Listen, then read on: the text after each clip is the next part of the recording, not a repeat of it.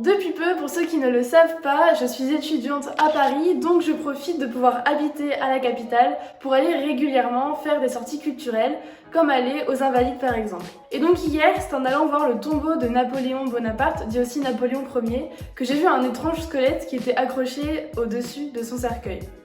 En regardant de plus près et avec les grandes connaissances équines que je peux avoir en anatomie du cheval, j'ai vite réalisé qu'il s'agissait en fait d'un squelette de cheval.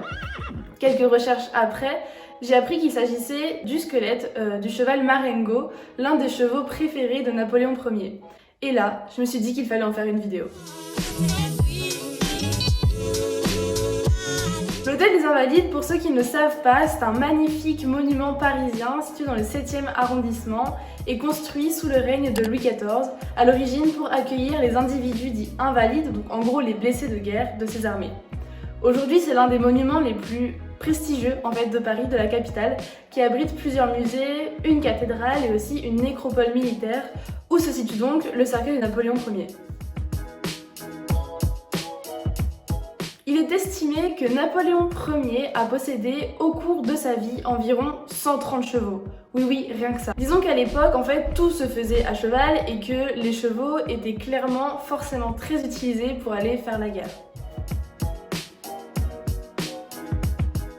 Parmi les montures les plus célèbres de Napoléon, on entend très souvent parler d'un certain Marengo. Il s'agit en fait d'un anti-arabe né en 1794, donc un cheval endurant et robuste qui a la robe grise et qui est de petite taille puisqu'il ne mesurait environ que 1,49 m au garrot. Ce cheval, né en Égypte, serait arrivé en France en 1799 et il aurait participé aux côtés de l'empereur Napoléon à la victoire de la bataille de Marengo en 1800 et c'est de là probablement qu'il tiendrait son nom. Napoléon aurait chevauché Marengo pendant les célèbres batailles victorieuses pour Napoléon, on l'entend, donc les batailles d'Austerlitz, de Iéna et de Wagram.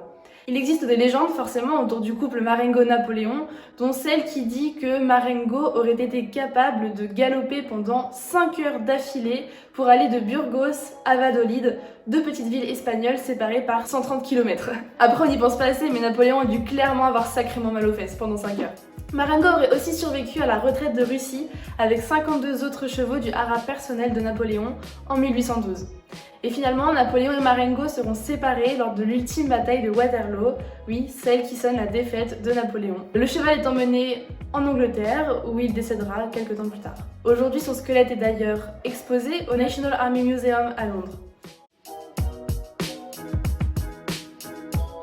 En fait, il ne s'agit pas du vrai squelette, mais d'une recomposition en matière composite mise au-dessus de son cercueil, du cercueil de Napoléon, en mai 2021, à l'occasion de la célébration du bicentenaire de Napoléon. En fait, c'est Pascal Convert, un plasticien français, qui a réalisé cette œuvre à partir d'un scan 3D. L'œuvre se nomme Memento Marengo. En fait, Pascal Convert, il explique que, je cite, « Ramener le cheval de Napoléon vers la tombe de son cavalier accomplit un rituel funéraire antique qui voulait que les combattants soient enterrés avec leur monture. » Mais dès son exposition, l'œuvre a entraîné une polémique.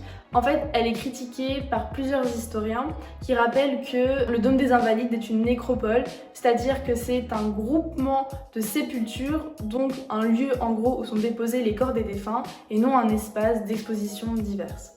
De toute façon, il s'agit d'une œuvre éphémère, donc qui devrait être retirée le 13 février prochain, 13 février 2022. Et vous, qu'en pensez-vous? Voilà pour cette présentation de Marengo. En fait, je trouvais ça super intriguant et j'ai souhaité partager avec vous mes connaissances sur ce sujet. Surtout, abonnez-vous, venez liker cette vidéo pour nous soutenir, la partager à des amis si ça vous dit, et surtout la commenter, c'est toujours intéressant d'avoir vos avis et vos retours sur nos sujets. Si un autre sujet d'histoire lié au cheval évidemment vous intéresse, dites-le moi et j'en ferai une vidéo.